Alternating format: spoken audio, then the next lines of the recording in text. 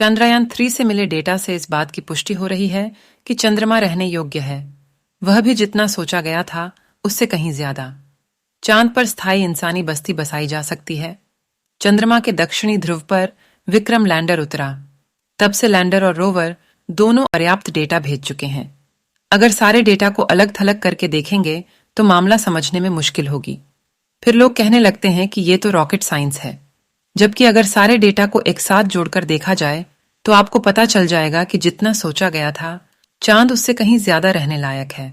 इस बात का सबसे बड़ा प्रमाण यह है कि जब लैंडर ने चांद की सतह के ऊपर और नीचे के तापमान का पता चला, ऊपर 50 से 70 डिग्री सेल्सियस तापमान था, जबकि सतह से 8 सेंटीमीटर नीचे तापमान माइनस में था। सिर्फ 3-4 इंच में ही इतना अंतर है, लेकिन इन दोनों तापमानों की बदौलत रहने लायक माहौल बनाया जा सकता है। विक्रम लैंडर ने सतह की जो जांच की उससे यह पता चलता है कि सतह के नीचे सर्दी ज्यादा है, लेकिन इस बात के भी प्रमाण मिले हैं कि चांद की सतह सुपर इंसुलेटर है।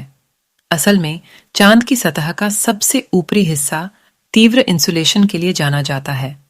यहां पर तापमान रात में -140 से दिन में 113 डिग्री सेल्सियस तक जा सकता है, लेकिन जैसे जैसे 30 सेंटीमीटर या उससे नीचे जाएंगे तापमान स्थिर हो जाएगा।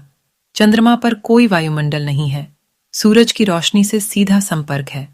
इसके कुछ हिस्से दिन में 123 डिग्री सेल्सियस तक गर्म हो जाते हैं, जबकि सर्दियों में -233 डिग्री तक चला जाता है। यानी यहां पर इंसुलेशन की प्रक्रिया तेजी से होगी।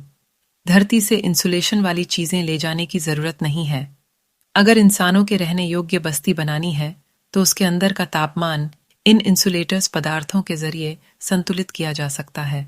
यानी चांद पर बाहर बदलने वाले तापमान का असर बस्ती के अंदर रहने वाले इंसानों पर नहीं पड़ेगा। विक्रम लैंडर ने बताया है कि चांद की ऊपरी सतह की तुलना में नीचे की सतह पर तापमान में बड़ा अंतर हो सकता है। साथ ही थर्मल प्रोसेस की मदद से चांद की सतह से ही कंस्ट्रक्शन मटेरियल बनाने का इस्तेमाल किया जा सकता है। प्रज्ञान रोवर के LIBS पेलोड ने भी बताया कि चांद की सतह पर ऑक्सीजन मौजूद है।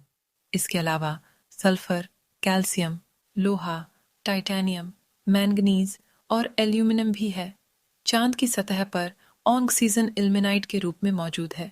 यानी आप चांद की सतह पर बर्फ भी बना सकते हैं, लेकिन चांद पर हर जगह बर्फ मौजूद नहीं है। इल्मेनाइट को रिड्यूस करके सांस लेने लायक ऑक्सीजन निकाला जा सकता है। लैंडर और रोवर से मिले डेटा से इस बात की पुष्टि होती है कि चंद्रमा पर एक दिन इंसानी बस्ती बसाई जा सकती है।